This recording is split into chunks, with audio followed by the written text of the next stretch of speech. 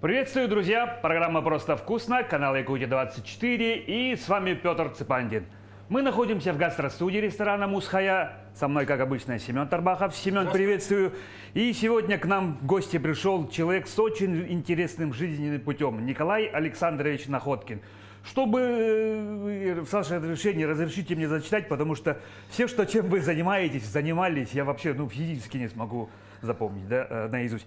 Николай Александрович у нас спасатель, заслуженный работник народного хозяйства, почетный полярник России, эколог, первый кандидат биологических наук из Якутии по теме экология, путешественник, дипломат, изобретатель, автор множества книг и сейчас генеральный директор предприятия «Безопасная Арктика». Николай Александрович, здравствуйте и спасибо за то, что вы согласились принять участие в нашей передаче. Вот. У нас все-таки такое кулинарное ток-шоу, мы его называем. Я думаю, что мы все темы, которые все ваши интересы, все ваши жизненные, то, чем вы занимались, обязательно обсудим. Но до этого разрешите задать вопрос, чем вы к нам сегодня пришли, что будете готовить? Ну, в принципе, да, я не очень хорошо готовлю, потому что... Спасибо за честность. Да, в полевых условиях. Там готовится, как говорится, что горячее, то можно есть. Да. Поэтому, простая полевая, наверное, на кухне, может быть, сегодня рыбу обжарить, типа стейка сделать из нее. И учитывая то, что мы в домашних условиях, скажем, в ресторане, то можно, в добавке к полевой пище, соус к нему приготовить. Соус какой-то сделать, да? Я вижу, достаточно будет. Сливочный, да? Ага, и картошка уже готовая, по-моему, семья подготовил. Ну что, я думаю, это все же быстро же делается, да? Достаточно. Я поэтому предлагаю немножко сам пообщаться. Да, я даже не знаю, с какой темы прямо-таки приступить. Да, вы мне в вчерашнем разговоре рассказывали, что у вас жизнь идет какими-то декадами по 13 лет, да? Как начался ваш трудовой путь? По-моему, вы начали же экологом, да? Работали. Вообще, да. У меня как-то тяга есть и к биологии, и к технике. Я учился в Сангарах, школу закончил там, но я определенное время учился РФМШ. Когда Алиев там был, Исмаил Шахбазович, директором, в Цимдалину ездили, там пацанов он туда возил, в Новороссийске. И как-то я между технологиями и биологией... Вроде как и техника, вроде как и гуманитарий получается, да? Да. И там, и там. И поэтому как-то по жизни получилось. Я закончил университет якутский, биолого-географический факультет. И потом с 80 по 93 год работал в Институте биологии и с экспедициями во всех районах удалось работать. Если не ошибаюсь, по-моему, по орнитологии. Я даже книжку вашу видел вчера. Ага. Да, я орнитолог. Когда-то путевой определитель птиц Якутии составляли с коллегами Гермогеновым. И очень много любил ездить экспедиции. У нас тогда же не было таких понятий, там река там какой-то категории сложности. Да. Дали задание изучите. Едьте все. Да, забрасывали на вертолете и вперед. И что касается питания в то время, талоны же были в советское время. Да, кстати, да. Лимиты. Да, 4 тушенки давали в месяц на человека. И килограмм риса, килограмм гречки. И выживай как хочешь. Водки и два вина. Два вина. И это была валюта, да. Ружье и подножный корм, наверное. Да. Полевое, котловое питание. Вы наверняка-то лукавите. Вы говорите, что не особенно изыски готовите. Это как вы на земле бываете в полях. Наверняка это готовите, да? Раз до сих пор живы-здоровы. Там пища такая, без изысков. Незамысловатая вроде как, да. Но тем не менее, все равно иногда же хочется такое что-то вкусненькое сделать. Вообще сами что любите кушать больше? Какая любимая еда? Да я все ем. Да? Не видеть. Все, что дадут, да. Да. Так, дальше. Я неприхотливый к пище, поэтому А вот, ну, получилось так, что после 13 лет работы в Институте биологии, вот последние годы ну, работали по съемкам фильмов о животных. Вот Николай Николаевич Дроздов приезжал, с ним в Верхоянских горах работали. И здесь еще наш, да, Да, телеведущий, операторы наш коллега. Да, и операторы там были с BBC. И как-то, может быть, от этого или что, в 93 году мне предложили работу в Международной организации губернаторов. А я как-то подумал, что это по экологии организация экологическая, так как рекомендовал мой учитель Никита Гаврилович Соломонов. Ну, там, туда пойти. Но оказалось, это большая организация. Первое поручение, которое мне дал Михаил Ефимович Николаев, было подготовить обоснование аэропорт Якутска сделать международным. Это на имя Чернобырдина должен был письмо готовить. Я тогда к директору института там с трепетом заходил. Тут первое задание такое. Да. Такой мощный, такого масштаба, да, получается? Да. Ага. Ну, с коллегами из Министерства внешних связей, из аэропорта мы подготовили и вскоре, ну, утвердили, как ни странно, вот это. И Северный форум, он занимался арктическими проектами, не только экологией. Первое было организация вот кроссполярных перелетов. В 1994 году мы сделали кругосветный перелет, циркумполярный. Циркумполярный. По всем арктическим регионам мира. От Аляски начали, и там Анады, Тикси, со всех регионов были участники, и губернаторы были. Там очень интересный был учредитель Северного форума, ну, инициатор, Уолтер Хикел. Он губернатор Аляски был, причем 2 раза, с перерывами 20 лет. И он был чемпионом США по боксу в тяжелом весе. Крепкий дяденька. Да, министр внутренних дел. И оказалось, что он работал еще при Трумене, президенте.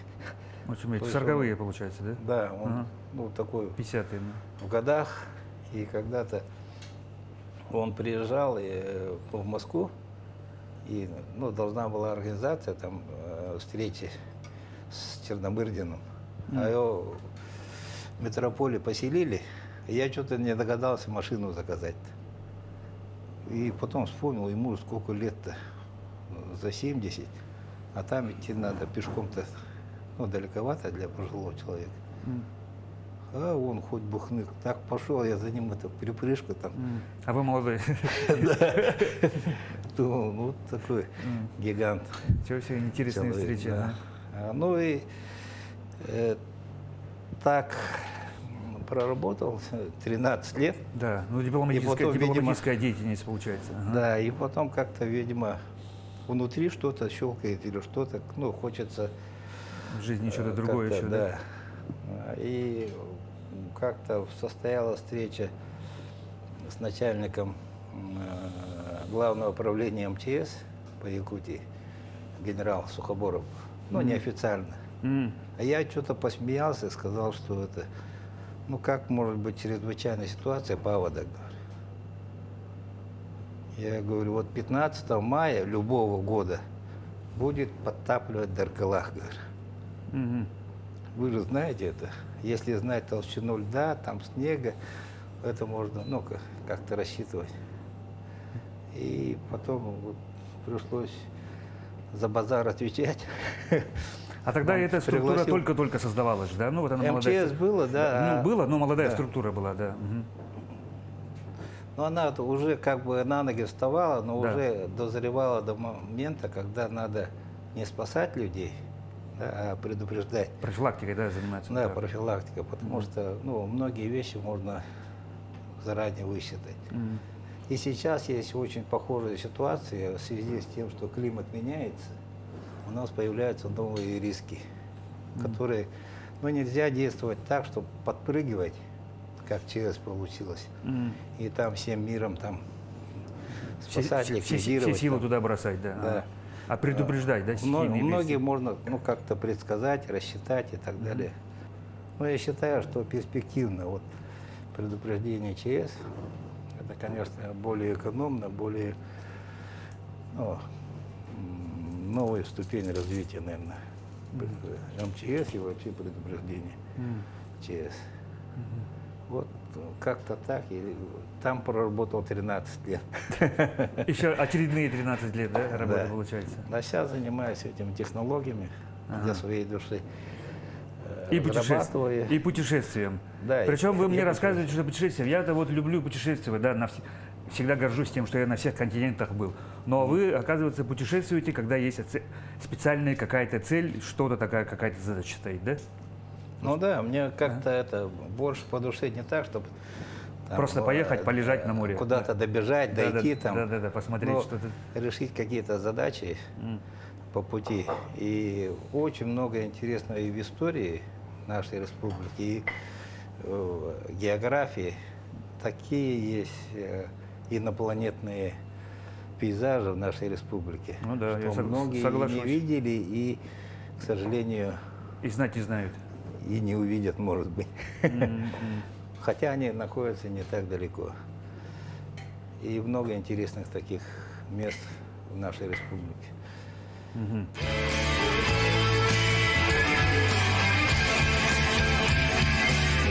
Итак, ну, Да. мы, да, за разговорами. У меня Семен уже, по-моему, начинает подготовку. Как обычно вы Получается, делаете? как? У нас соус будет состоять из лука, чеснока, сливок, сливочного масла и вина, да? Это вот в конце. Да, чуть-чуть. А мы сейчас должны зелень. будем, получается, Да, прижарить наше мясо. Получается, да? да. Это обычно делается как-то. Если нету, допустим, масла, да, просто жирную рыбу можно так. А чуть-чуть капаешь масла и Ну, чтобы у нас сильно не прилипало, мы его на пергамент положим. И туда еще масло. Семена свои ну, вот хитрости. так я никогда не делал, конечно. Семена свои хитрости. Мы вот так его распространим. И вот если можно, вот эти, можно поперчить Да, вот мы сейчас сразу вот все здесь сделаем. на месте. Да. У нас получается задняя часть рыбы. Это у нас форель, да? Ну, красной рыбы я не помню. Форель, даже. форель, семга. Что-то. Берем. Но не сибаса. Ну, не сибас, да.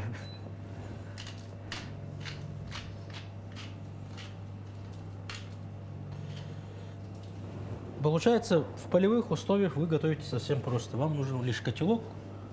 Да? Да. И некоторое время просто. Подготовительно. Пару минут с одной стороны, пару минут с другой стороны. Если не шевелится, не кричит, то можно Да. есть. По-якутски. Да. Николай Александрович, ну вот вы мне рассказывали про свои путешествия, да? Ну вот одно из самых таких путешествий вот на остров Беннета. Можете о нем поподробнее рассказать? Как проводилась подготовка? Когда было принято решение туда поехать? С какой целью вообще? Что преследовало это именно это такая? Ну, в принципе, Я бы сказал, очень рискованная и мощная экспедиция. Да? да, экспедиция очень интересная была. Вообще остров интересный. М. Остров Беннета находится в Северном Ледовитом океане, и он принадлежит республике Саха-Якутия, Булунскому улусу. Но мало кто из людей до туда добирался. Ну, собственно, и незачем вроде как, да? Да, но Так. интерес к этому острову у меня всегда был, потому что там все истории там, поисков земли Санникова и так далее, там были. Там пропала экспедиция барона Эдуарда Толля. Это первая русская полярная экспедиция с нашими земляками, Горохов и Дьяконов. 4 их было, и пропали они бесследно. И на их поиски ходил лейтенант Колчак Александр Васильевич. Белогвардеец. Белогвардеец, Так. будущий адмирал. Будущий, ну да. Но он, видимо, не зря был, стал адмиралом, раз такой Такой был безбашенный. мощный отправили его. Да, но они вот... В те времена-то они вообще за несколько лет, наверное, готовились. Там нет, он готовился. В 902 году это пропала экспедиция. Ага. На следующую навигацию стал готовиться. Уже его отправили. Съездил с Якутска, съездил в Питер, получил там от Русского географического общества задание на поиски. И поехал, и через Нижнеянск. Вот тот путь, который мы прошли на надувном судне, он большую часть пути протащил по льду лодку. На себе. Да. Ну, это Они могучие люди. 600-килограммовый вот этот вельбот. Когда доходили до воды, на веслах шли под парусом, потом опять затаскивали на лед. И, страшное дело, конечно. Да, страшное дело. Нет, ну а как провиант и все прочее? Там же ничего нету, ничего не растет. Да, Деревьев нету, костер не разжечь практически. Но у вас тоже не слабо так. За 120 лет вот климат настолько изменился, что льда мы не встретили. Очень мало было льда. В Благовещенском проливе мы встретили. Но, можно сказать, это мизер. По сравнению с... Ну, в основном по воде, почти да, вы мне 1000 рассказывали. Да. А остров меня привлек тем, что время от времени от него выходят дымы. Огромный дым, шлейф дыма. Из острова? С острова, да. С острова. Вулканическая? Или... Да. Выходит и доходит до Канады, до Аляски. Время от времени. А То есть остров, там остров же большой.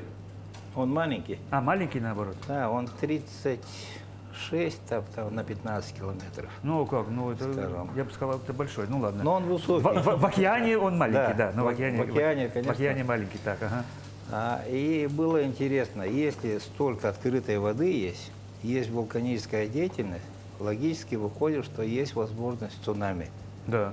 в Арктике. А мне говорили, что не дури, в Арктике никогда не бывает цунами. Но Арктика никогда не была открытой водой. Сейчас она стала, все время подо льдом же была. Да, льды. А лед-то мог гасить там, и где-то за 1000 километров там что-то бухнет, волна-то не доходит. Поэтому одной из наших задач было Именно сейсмическую, да? да, заложить основу постоянного исследования этого острова. И для этого мы повезли с собой стройматериалы, там якутский балаган построили. Ну, так как Сергей поставили и... Сергей. Да. Да, рассказывали, что Александр Кириллович делал же. Да, как символ того, что это, это наша. земля якутская, Так. к столетию нашей республики. Мы поставили Сергея на почти самом северном острове Якутии. Нашей республики. И дело в соответственно, том, России, что ну. есть такие моменты, сейчас же сложная международная ситуация в Арктике. Так. Тоже есть некоторые сенаторы, которые говорят, что остров открыт экспедицией Делонга, американская, значит, это, пытается оспорить там. Это вроде как наша, типа, да? Ага. Да. Так. Сейчас же всякие поводы ищут там. Ну да.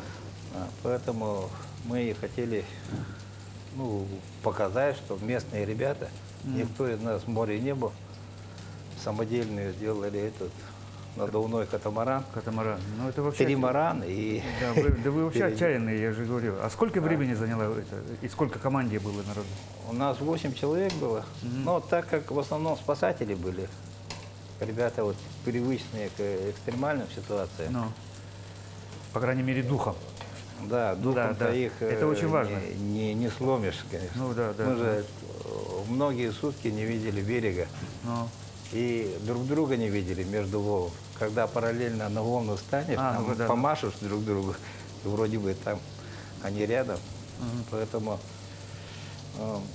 это тоже показывает, что Якутск всегда был форпостом Российской империи. Отсюда пошел Хабаров, да, Хабаровск там построил, основал. Ну, вообще Преамурье, Охотск. Охотск – это первый российский порт, где вот Тихоокеанский флот родился. И вот пушки отсюда с ботами их сплавляли и туда. Здесь делали пушки, якоря этих. И, ну, соответственно, Аляска, Калифорния, там все открывалось через Якутию. И Семен Дежнев ходил. И бесспорно то, что основу в этих командах составляли местные ребята, Ну, которым Да. экстремалы такие же были. Без них-то не прошли бы, наверное.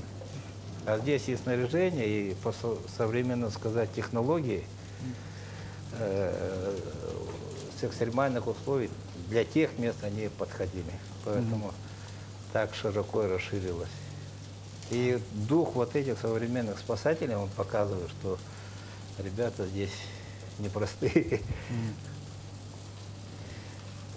А сколько времени заняла подготовка и сколько времени вы вообще шли туда? Маршрут какой был? Ну, маршрут был долго заняло время. Вот мы в 2020 году здесь с 202 квартала отчалили. 1600 почти километров там до Тикси, по линии прошли. Вниз. Ну. Да, мы вот, ну, привыкали к катамарану, там, Ну, к да. климату, ну, друг к другу Притирались. притирались. Но кто готовит, кто посуду моет. Да, но там очень тесно было, поэтому делали быстро и без всяких там конфликтов и так далее. По пути рыбачили, но очень вообще интересные места прошли. И в 2020 году мы пересекли море Лаптевых и на Большом Ляховском перетормозили на метеостанции. Там пролив Итерикан просто нас не пустил. 3 раза пытались там. И все время волны, там течение бьются, и Большие ветер. волны. Так. Большие и резкие волны. Поэтому мы груженные были стройматериалом. 6,5 тонн у нас загрузка была. Поэтому мы не подпрыгивали. Как... Ну вот Сергей Балаган, да? Ага. Да. Ну и провиант, бутер. Еще крест. А, крест еще же поднесли. Да, А, кстати, православный крест поклонный. Он 7 метров длиной. да. Ух ты, здоровый. Ну. Ну и металлический, тяжелый. Но на этом проливе мы, ну, трижды пытались. Рули сломали там, вернулись, сделали. А потом как-то краем глаза море, ну, серое. Серое небо, серое море. И что-то красное вот сзади мелькало как-то. Я оглядывался, не видел что-то. А потом, оказывается, та лодка, которая вот привязанная была у нас, ну, как спасательная, оказывается, на волне подпрыгивает, и как воздушный змей она Вот так на вот ветру зависла. парит, а выше нее вот этот бензобак красный выскакивает, и это мелькнет он так, и исчез. Ну, поэтому решили это совсем не рисковать, перенесли на 21 год. А так как в 21 году наши, ну, вся команда, можно сказать, участвовала в тушении лесных пожаров, как спасатели, перенесли на 22 год. И в 22 году прошли, впервые в мире прошли острова вот, Большой Ляховский, Малый Ляховский, земля Бунги, остров Фадеевский, Новая Сибирь. Это на надувных этих катамаранах там Ну да. никто не ходил. Получилось, что мы первый раз. Да. Ну, действительно, там- я-то когда услышал, я вот почувствовал, что это просто очень сильно отчаянно. Экстремально, и, ну, В интересно, апреле, само собой. в Да. апреле должен фильм закончить. Это Иркин Питерский, наш товарищ, который с Питера переехал сюда. И, Ну, по, ну, вот, часто по мы мотивам, то, едем, что да. снимали там, да? Да, он снимал и белые медведи, и бегали от них, и Ну да, там мишек-то полно. И моржи там, и- Наверняка. Давайте ну. уберем в сторонку. Первую партию мы положим. Пока рыба доходит, да? Да. Семен уже сделал красоту, пока мы с вами разговаривали. Вот я хотел спросить, да? А вы, получается, питались почти в основном то, что сами там добывали, да? Вялили мясо? Ну, да, в или том как? числе. Ну, да, В том вялить у числе. вас, наверное, не получалось, наверное, да? нет, мы, конечно, разнообразили свою кухню. Но там были такие моменты, можно сказать, ну, смешные встретили на побережье, ну, лодка шла. Ну, остановились, поговорили. Ребята там, ну, оленеводы, оказывается. И пока разговаривали, один увидел у нас доширак-то. И говорит: о, можно доширак? «О, пожалуйста, а можно еще? И он мясо оленины дал. А, А потом Бартер, да? увеличили это. Ага. Короче, мы ящик доширака дали, он страшно довольный был, и нам мясо оленя. Ну, ему олень вот здесь, наверное, уже. Да. А Поэтому довольные разъехались мы в море. а это местные ребята, это, получается, были? Местные, а, там усянские ребята. И вот в прошлом году, когда ездили, ну, понравился этот афганский казан для походных условий. Ну. Там просто все, что надо, это накидал, Накидал, закрыл и все. и ждешь. Да, удобно. И даже вот, когда были мы на Бенетто, строили дом, и чтобы вот этот катамаран не шоркал об гальку-то, его с помощью лебедок вытащили наверх, вообще от воды подальше. Да.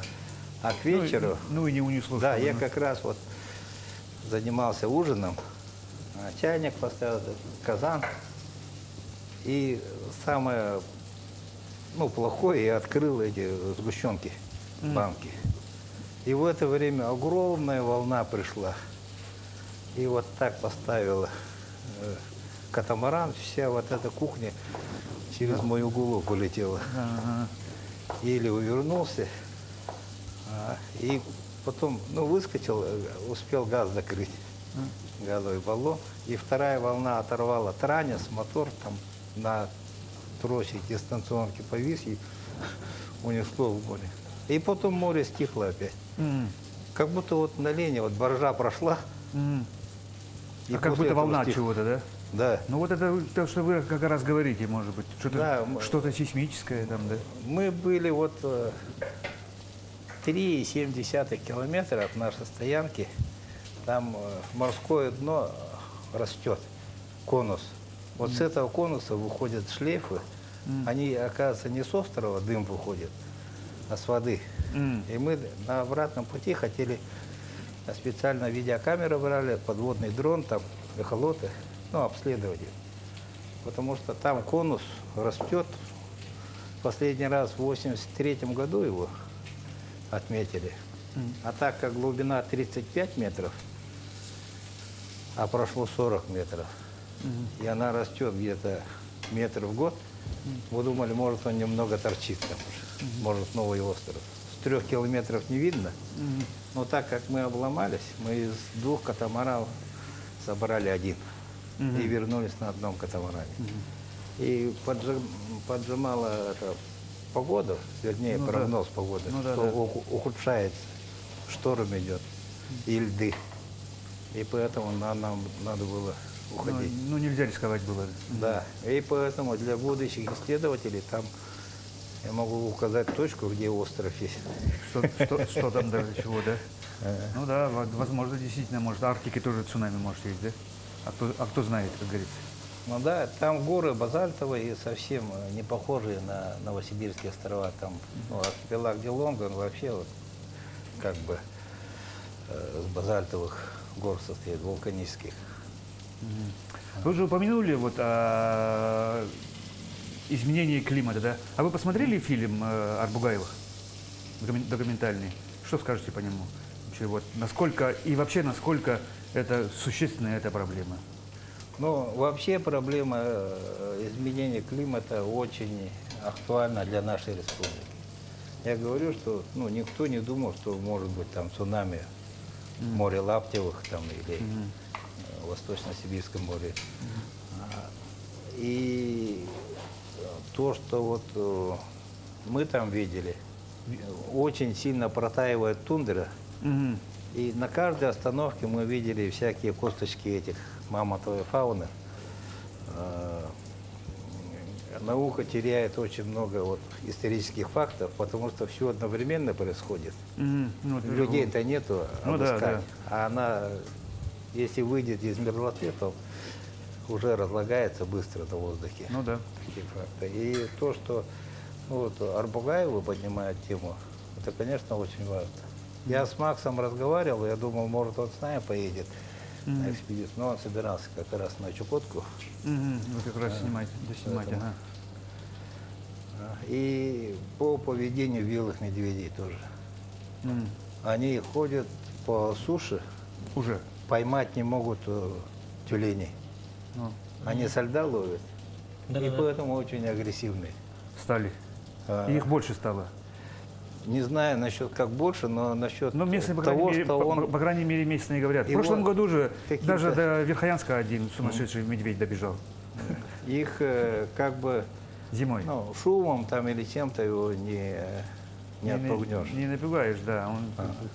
И последний вот медведь там, когда мы дом построили, уже мусор убирали там, ну не успели убрать, он пришел и Давай вообще наглый хозяйничать. такой, да. Да. Прямо как увидел людей и побежал. И пришлось, ну, не стрелять же его, пришлось там убегать. И как назло эти моторы не заводятся Как в фильме, да? по закону подлости. По закону подлости. Как говорится, невозможно веселые селфи с медведем сделать, да? Нет, Да, нет. для него может быть весело. Ага. Так что вот, изменение климата очень актуально. Буквально вот недавно я приехал с экспедиции, Да. вот, по Верхоянским горам проехали. А, вы еще и испытатель, вот, да. Было это же изобретатель, но еще и испытатель, да.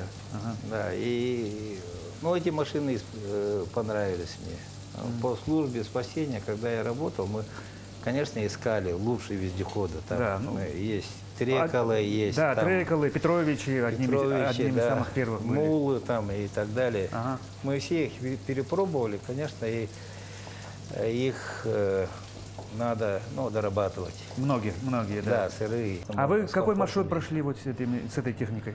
Мы с Якутск, Батамай, Сигенкюль, Сибян. Сибянь, Сиган. О, Потом уехали туда, в Сурдах. Ага. Даже в Сурдах не заехали Верхоянский, по да. лесу до Верхоянска, Батагая, потом Саккырыр. ага. Из Саккырыра, Джагалах поехали просто по тропе оленеводов. Глава Улуса лично показывал дорогу. М.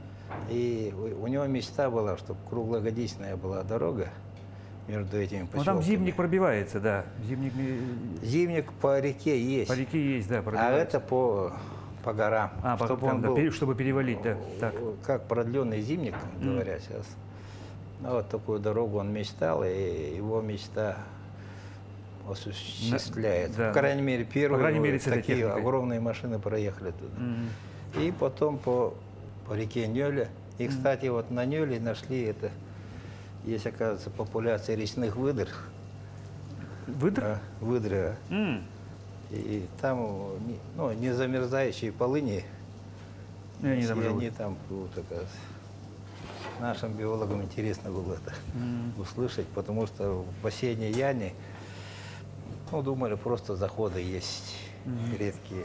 Но они, похоже, там прекрасно живут. Так, а между тем, Семен у нас, по-моему, взялся за... Расскажи, пожалуйста, Семен. За что соус, делать? ну, получается, рыбу обжарили, Ты не включил, ага. мы рыбу обжарили, затем Так. вот на этом же масле мы сейчас обжариваем лук, чеснок. Который ты уже порезал благовременно. Да, пока обжаривалось, мы сейчас... Как хорошо. Получается, да. Как соберем- говорили, да? Пока мы Так разговаривали. я могу готовить. Да, да, да. Мы пока вот, получается, сделали, мы вот на этом же вот то, что у нас рыба жарилась, сейчас лук, чеснок заберет вкус. Добавим немножко сливочного масла, добавим вина. И чуть-чуть зелени. Да, сделаем. И Мы добавим сейчас немножко сливочного. Ну, пока Семен Да. делает соус, Николай Александрович, у меня еще такой вопрос. Вот вы как изобретатель, да, мне рассказывали про специальное устройство, которое очень, просто жизненно необходимо. Ну, вот про него расскажите, пожалуйста, про поиск людей, пропавших людей. это исходило из нашей практики. Ну. Более сотни человек, да, ежегодно теряется в наших лесах. В лесах, да. И спасатели их разными способами ищут. И тепловизорами, там, и беспилотниками и так И далее. вертолеты летают, Да, дорогостоящие. прочесывается лес, там. Прочесывают сотни людей. Да, очень много затратно, Ну. малоэффективно. Там. И поэтому не от хорошей жизни, как лень двигатель прогресса, да, чтобы Но свою главное, работу главное, до головой-то облегчить. дошли. Вообще, это же вообще класс. Я как И услышал, подумал, мы- все гениально Да, просто. мы ага. подумали то, что все технологии ищут человека в лесу, как будто он специально спрятался. М. Но больше всех выйти Как- к людям хочет он. Как преступника, как бы. Да, как преступник это. Ага. А больше всего он же сам хочет выйти. Да. У него 90 с лишним процентов со здоровьем нормально. Просто Да. он потерял Ориентацию, да, да. ориентировку. Ориентировку. ага. И ему нужно дать ориентир. И мы думали, прожектор сделать луч, чтобы человек видел. М. А потом у нас летом светлые ночи, Да. поэтому мы решили попробовать гудок сделать. Так. Гудок от машины большой, как от паровоза, его слышно на несколько километров. И решили гудок сделать, чтобы он автономно Мог гудел. работать. Да, через 5 минут он подает 3 гудка. Потому что когда человек идет, там день-два ходит, М. и вдруг гудок, он подумает, остановится, показалось или что. Послышалось, да, может подумать, ага. Второй гудок, он сориентируется. Третий поймет, уже куда поймет, идти, что это вот и что-то. через 5 минут это повторится, он рано или поздно выйдет к маяку. Это маяк, труба, там электроника простейшая. И там есть запись, вот Марья Ивановна, вас ищут, нажмите кнопку и ждите спасателей. Вот здесь. Да. И там рядом бутылочки водички, там галеты. Ну, чтобы человек мог перехватиться, если Да. что. Да. И там, Истощенно идет, да? да, и Ну, конечно. мазь комариную там Да. можно. То, что необходимо. Да. И он с комфортом уже будет ждать Да. спасателей. А тем более сигнал пошел. Да. А сигнал доходит Служба сразу оповещена. до поисковой группы. Он знает, что сработал номер 10. Он стоит там-то. Поехали, забрали и все. И такими поисковыми маяками можно обеспечивать там дальние администрации дальних поселков. Тогда можно без спасателей, без авиации сразу гасить на месте такие случаи. Пока человек далеко не ушел. Ну да, оперативно, Да, как потому только что, стало известно. что- Но человек, если потерялся, вначале его группа своя ищет. Также, М. если не нашли, вечером приезжают в администрацию, говорят. И в это время они же знают, где потерялся, откуда он. Примерно, когда Да, его где перестали машина видеть. стояла, Да, где- да, да, да. Там примерно высчитывается, как далеко он мог убежать. И любой там тракторист или водитель может объехать эти участки. И Периметр и расставить вот через эти. 3-4 километра их расставить, Мгм. и они будут гудеть автономно, хоть дождь, хоть снег, хоть ветер. А утром человек проснется, в темноте он все равно не шарахается по лесу. Проснулся, пошел и услышал И гудок. гудок. Так. Все сразу, у него уши там, все эти органы у То него есть- там будут настроены. Да-да-да. Он такой, Как наконец-то запередовать. оправится, Но- повезло. Так. И туда побежит, и все. Тогда не надо, как сказать, больших расходов. И самое главное, оперативно спасать людей можно. Мгм. То есть, вот подобные разработки. Сейчас мы работаем над рациями коротковолновыми, потому что Вот, кстати, тоже интересная тема. спутниковый вообще. телефон же, они под санкции попадают. Они очень дорогие и, Трафик в дорогой, в принципе, первую очередь. Да. непосильны для оленевода, скажем, Ну да. или для охотника. Поэтому они ходят сейчас совсем без связи. А чтобы такого не было, мы вот разработали рации, РЛ назвали их, как «Надежда». Надежда. Ага. Может, последняя надежда. Но, в принципе, до 300 километров он хорошо работает. Да, очуметь как много. Да, И вы рассказывали, и- что это не боится ни гор, ни леса, потому что через Да, это же работает, да? Там не нужно прямой видимости. И, например, вот момские оленеводы, они разговаривают с булонскими коллегами своими. То есть через хребет Верхоянский, там Черского. Даже так. Да, поэтому достаточно работоспособная техника. И сейчас пытаемся мы здесь какое-то мелкое производство наладить. Ну, массовое производство, чтобы, да? Да, чтобы было доступно. Ну, Сейчас это вот получается- на коленке делается, она дороговато получается. А, Можно еще уменьшить.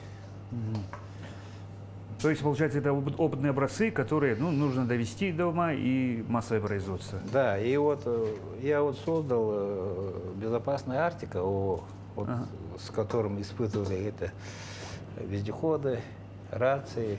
Она является резидентом технопарка и Сколково. Мгм. И в пределах технопарка мы хотим попробовать испытывать то оборудование, которое нужно сельским жителям. Например, ветроустановку или микрогэс. Потому что крестьянское хозяйство само оно не купит. Но если у соседа работает, он с удовольствием его купит. Я это знаю по опыту этих солнечных батарей.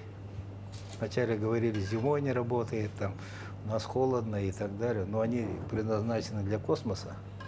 Поэтому, когда люди узнали, у соседа есть телевизор, там он И со светом. спокойно сидит, смотрит. Да. А этот бегает, там солярку ищет, там еще что-то. Поэтому, ну, для того, чтобы инновации входили нормально в жизнь, нужен пример живой.